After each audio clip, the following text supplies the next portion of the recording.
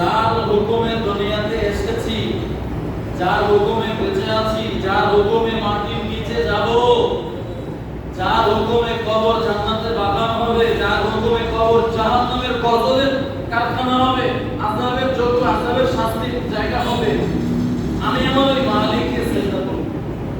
আমি তাকে পাইবা না পাই, আমি তাকে পাইবা না পাই, সে আমার প্রতি খুশি থাকুক বেজার থাকুক এটা তার ইচ্ছা, কিন্তু আমি যতদিন বেঁচে আছি তাকে সিজদা করতেই থাকবো।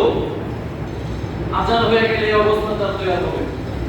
শেষ রাত যখন আসবে তাহাজ্জুদের সময়, পেরেশান কিসের ঘুম, কিসের আরামের বিছানা, পেরেশান পাগল। এখন তিনি হেদায়েত বলতে দিয়েছে। হেদায়েত কাকে বলে? হেদায়েত একটা বিশাল বড় দুনিয়ার 12 তলা বিল্ডিং না। হ্যাঁ, হেদায়েত এসি রুমের দেশি মুরগির নাম, গোয়াল মাছের মাথার নাম হেদায়েত না। হেদায়েত কাকে বলে এটা সংক্ষিপ্তভাবে বলি। হেদায়েত কাকে বলে? হেদায়েতটা কি এটা একটু তত্ত্বটা বোঝা দরকার। হেদায়েত হলো শেষ রাত যখন হয়, আল্লাহ রাব্বুল আলামিন প্রথম আসমানে চলে আসেন, বান্দার নাম ধরে ধরে রাখলেন, আব্দুর রহমান, আব্দুর রহিম, হালিমা, সাদিয়া, খাদিজা। তুমি না বিপদে পড়ে আছো, তোমার না কত কিছু দরকার, তো কি লাগবে বলো, আমি তোমার একেবারে কাছাকাছি চলে এসেছি, তুমি বলো, আমি দেওয়ার জন্য প্রস্তুত। কিন্তু কও, আমার রহমতের দরজা একটু একটু আওয়াজ দাও, খটখট করো। তুমি আমার রহমতের দরজায় সিজদার মাধ্যমে যখন আওয়াজ দিবা, টাস টাস করে রহমতের দরজা খুলে দিয়ে আমি দুনিয়া আখিরাতে তোমাকে সফলতা দান করব। সুবহানাল্লাহ। আমি তো প্রস্তুত। আমি আরশে থাকতে পারি না, আমার ভালো লাগে না।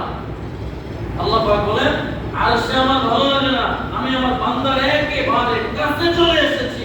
তোমার যা মনে চায় তুমি আমার কাছে বলতে থাকো, আর আমি আমার দ্বারা দিতে থাকি।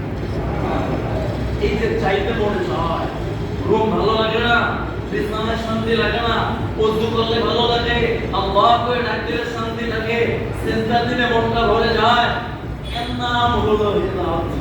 আল্লাহ পাক বলেন, এই হেদায়েত আমি যাকে দিয়েছি ওই ব্যক্তির অবস্থা এই যে এখানে বক্ষ সিনা এটা এমন ভাবে খুলে দেই, সদরহুল ইসলাম, এই সিনাটাকে এমন ভাবে খুলে দেই, ইসলাম মানা, ইসলামের পথে চলা, সিরতে সুরতে জাহিরি বাদুনি কামানি খরচে লেবাসে পোশাকে ইত্যাদি ইত্যাদি যত লাইন আছে সব কিছু মানা। ওই বড় বড় বেঈমানদের বোমার সামনে দাঁড়ায়ও ইসলামের পক্ষে থাকা।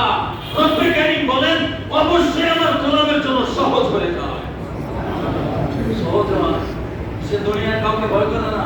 এজন্য আল্লাহ পাক বলেন, এর নাম হলো হেদায়েত। যে ব্যক্তি হেদায়েত পায় সে তার জীবনের মায়া করে না, সে দুনিয়ার মায়া করে না, ছেলের মায়া করে না, স্ত্রীর মহব্বত যে করে না তা না, মানে আল্লাহ তাআলার ভালোবাসার সামনে, আল্লাহ পাকের হুকুম মানার সামনে সে কাউকে চেনে না। একদিন নবীজি আল্লাহর হুকুম মানার সময় আসলো, নামাজের সময়, ফাতিমা জোহরা নবীজির সামনে, খাদিজা নবীজির স্ত্রীর বসা, এখন নবীজি কাউকে চেনে না। আয়েশা সিদ্দিকা বলতে আসলো, আমি আপনার স্ত্রী আয়েশা। আয়েশা আবার কে? নামাজ পড়ল খাদিজা, খাদিজা আবার কে? নামাজ আবু বকর। আয়েশা সিদ্দিকা বলতেছেন, আমি আবু বকর সিদ্দিকের মেয়ে, আমি আয়েশা। তাই আবু বকর সিদ্দিক আবার কে? আল্লাহু আকবার। নবীজির হালত এমন হয়েছে, এখন আল্লাহ পাকের হুকুম মানতে হবে। এখন কে খাদিজা, কে আয়েশা, কে আবু বকর সিদ্দিক, কে কি কোন খবর নবীজির জাহানের মধ্যে নাই। সব একদিকে আল্লাহ তাআলা গোলামি, আরেকদিকে আল্লাহ পাক বলেন এর নাম হলো হেদায়েত। সুবহানাল্লাহ। আল্লাহ পাক বলেন, হেদায়েত আমি যাকে দিব এই সিনাটা খুলে দিব, খুলে দিলে ইসলাম মানা তার জন্য সহজ হয়। আর যে ব্যক্তিকে হেদায়েত দিব না, এমন গোমরাহ পথভ্রষ্ট হবে, হারামকে হালাল মনে হবে, এরপরে দুনিয়ার সমস্ত অন্যায়কে ন্যায় মনে হবে, দুনিয়ার সমস্ত অশ্লীলতাকে দিলের নিজের জন্য শান্তি মনে হবে, মসজিদ দেখলে নিজেকে নিজে খুব খারাপ মনে হবে, ভালো মানুষ দেখলে সহ্য করতে পারবে না।